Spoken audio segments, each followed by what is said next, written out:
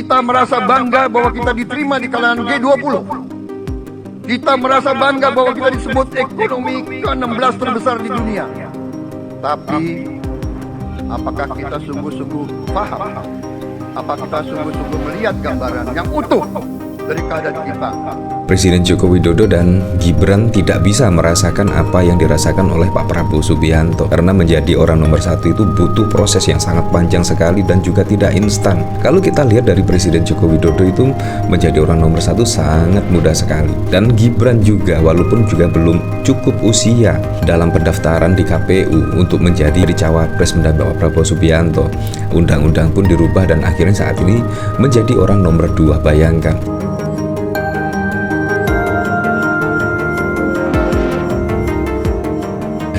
Sungguh merinding sekali ya.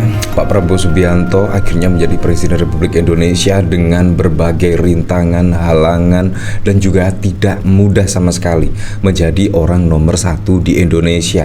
Butuh perjuangan. Dan bahkan kalau kita lihat perjuangan Pak Prabowo Subianto itu tidak hanya 1 tahun, 2 tahun, melainkan menunggu 20 tahun untuk menjadi orang nomor satu di Indonesia, menjadi presiden.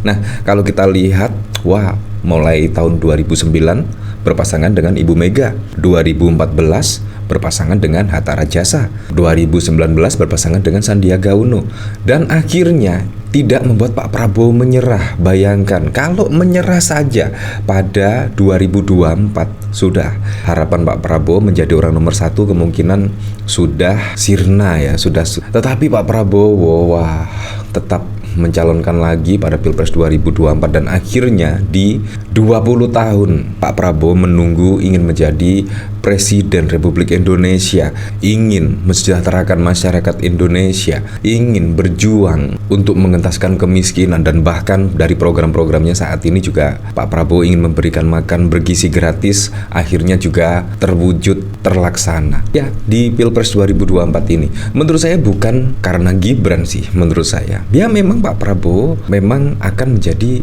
orang nomor satu, dan bahkan pada saat lalu kalau kita lihat elektabilitas Pak Prabowo juga cukup tinggi ya. Bahkan dari sini, bahkan saat ini Pak Prabowo sudah dilantik menjadi orang nomor satu di Indonesia, menjadi Presiden Republik Indonesia hingga 2024 hingga 2029, dan bahkan pidatonya pun sungguh keren sekali. Entah ini nyindir siapa, tetapi memang Pak Prabowo beginilah adanya ya. Ini bahkan dikomentari oleh Wagimandip 212, kepretan pertama seperti ini.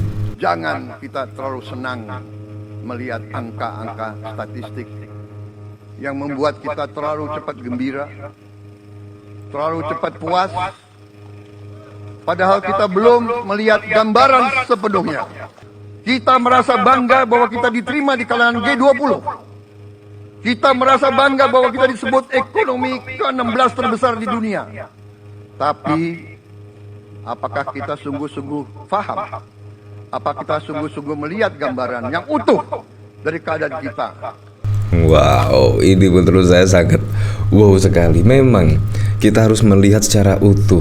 Percuma masuk G20, ekonomi terbesar ke-16 di dunia, tetapi kalau kita lihat di lapangan, ekonomi justru melemah, daya beli masyarakat justru turun dan lain sebagainya. Jadi yang digambar-gemborkan itu saja, dan sangat lucu sekali. Menurut saya Pak Prabowo ini berbicara fakta. Faktanya di lapangan memang tidak seperti itu. Nah, kalau kita lihat pada saat lalu juga peraturan dirubah untuk kepentingan tertentu, untuk kepentingan keluarga tertentu. Menurut saya ubahlah undang-undang itu untuk kepentingan masyarakat luas, bukan hanya sebagian kecil kelompok keluarga.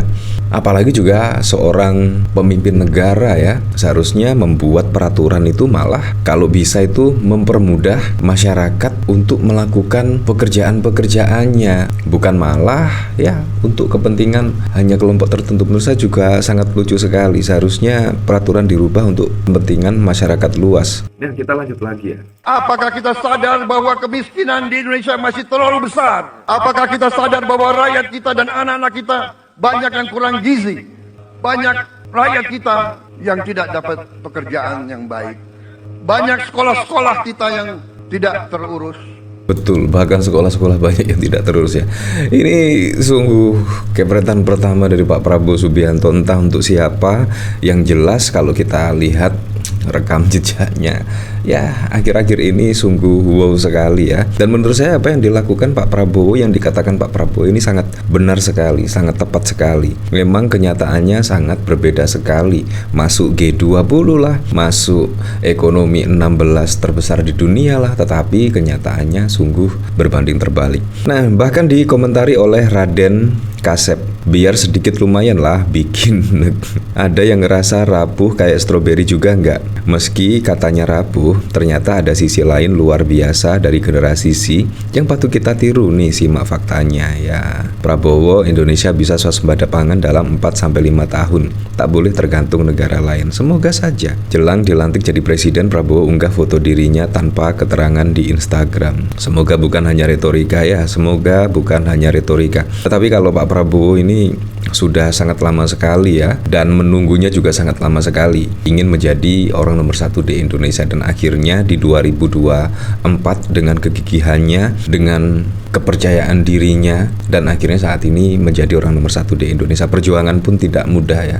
Menurut saya Presiden Joko Widodo dan Gibran tidak bisa merasakan apa yang dirasakan oleh Pak Prabowo Subianto, karena menjadi orang nomor 1 itu butuh proses yang sangat panjang sekali dan juga tidak instan. Kalau kita lihat dari Presiden Joko Widodo itu menjadi orang nomor 1 sangat mudah sekali. Ketika menjadi gubernur langsung menjadi calon presiden dan juga langsung jadi orang nomor 1. Dan Gibran juga, walaupun juga belum cukup usia dalam pendaftaran di KPU untuk menjadi cawapres mendampingi Pak Prabowo Subianto, undang-undang pun dirubah dan akhirnya saat ini menjadi orang nomor 2. Bayangkan kalau kita lihat dari prosesnya Pak Prabowo, sungguh wow sekali. Dan ini juga bisa menambah pelajaran ya. Setidaknya kalau kita gigih betul untuk mencapai sesuatu, kita harus berusaha dengan hati, berusaha dengan pikiran yang positif dan lain sebagainya. Karena Pak Prabowo Subianto itu butuh 20 tahun untuk menjadi orang nomor 1. Tenaga, pikiran, dan bahkan juga uang kemungkinan ya.